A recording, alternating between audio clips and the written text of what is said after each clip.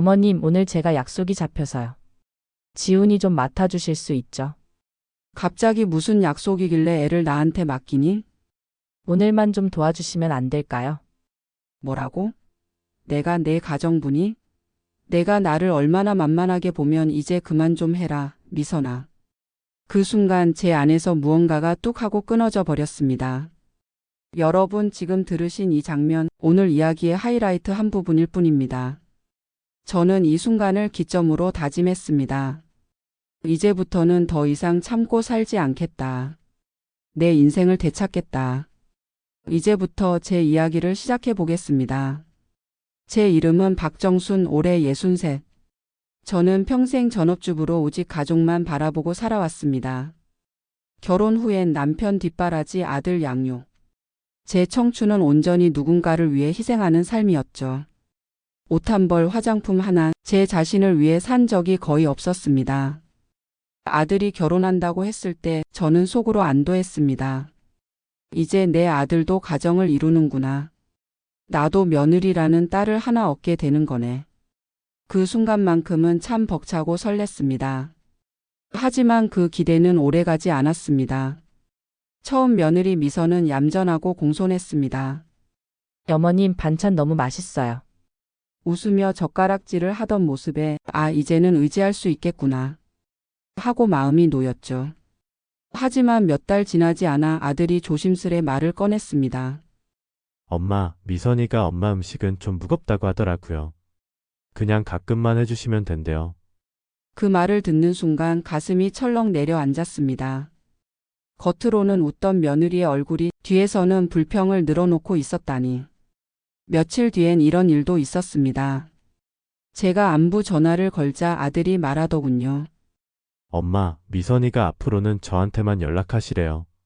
자기 생활이 있으니까 직접 연락은 부담스럽대요. 그 순간 깨달았습니다.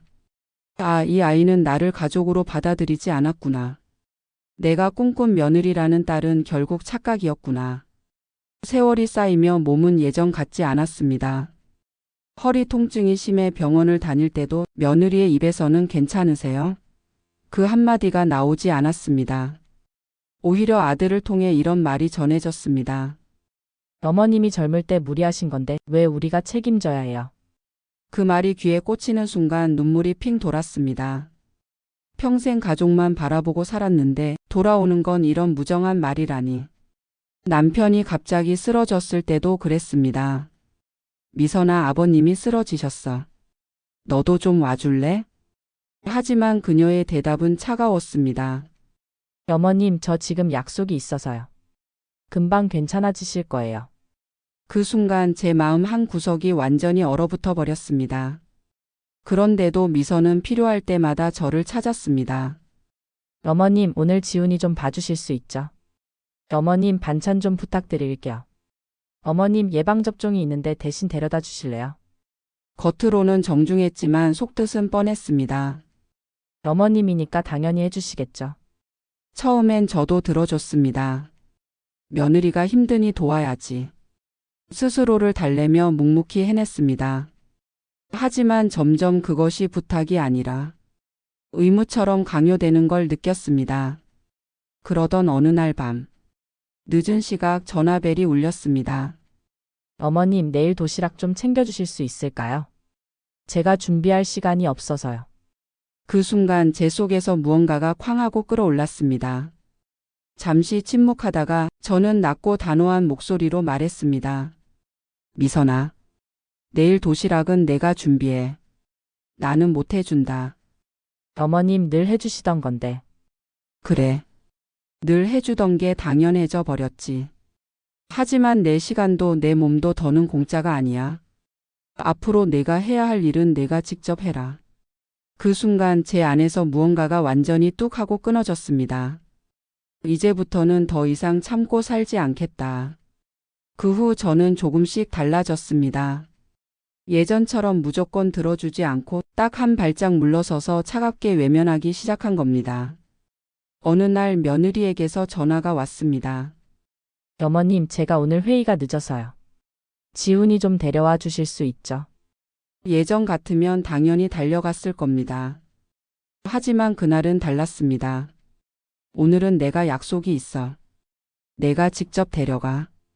잠시 정적이 흘렀고 며느리 목소리가 떨렸습니다. 네, 알겠습니다. 결국 그녀는 허겁지겁 회사에서 뛰쳐나와 어린이집으로 달려갔습니다. 이미 교사는 기다리다 지쳐 눈치를 주고 있었고 그 얼굴이 얼마나 창피했을지는 뻔히 짐작됐죠. 며칠 뒤 또 전화가 왔습니다. 어머님, 요즘 제가 너무 바빠서요. 밑반찬 좀 부탁드려도 될까요? 저는 한숨을 내쉬며 말했습니다. 우리 집 것도 빠듯해. 내가 직접 해 먹어야지. 그날 밤 며느리는 회사 일에 시달리고도 새벽까지 억지로 반찬을 만들었답니다. 다음 날 피곤해 절어 회사에서 실수를 연발했다고 하더군요. 생각만 해도 묘하게 속이 시원했습니다. 또 다른 날은 이랬습니다. 어머님, 지훈이 예방접종이 있는데 제가 휴가를 못 내서요. 대신 좀 데려가 주시면 안 돼요? 저는 단호히 잘라 말했습니다. 내 손주는 내가 보고 싶을 때 보는 거지, 내가 필요할 때 대신 돌봐주려고 있는 게 아니야. 아이 엄마가 아이 돌보는 건 당연히 내 몫이지. 결국 며느리는 직장에서 반차를 억지로 내야 했습니다.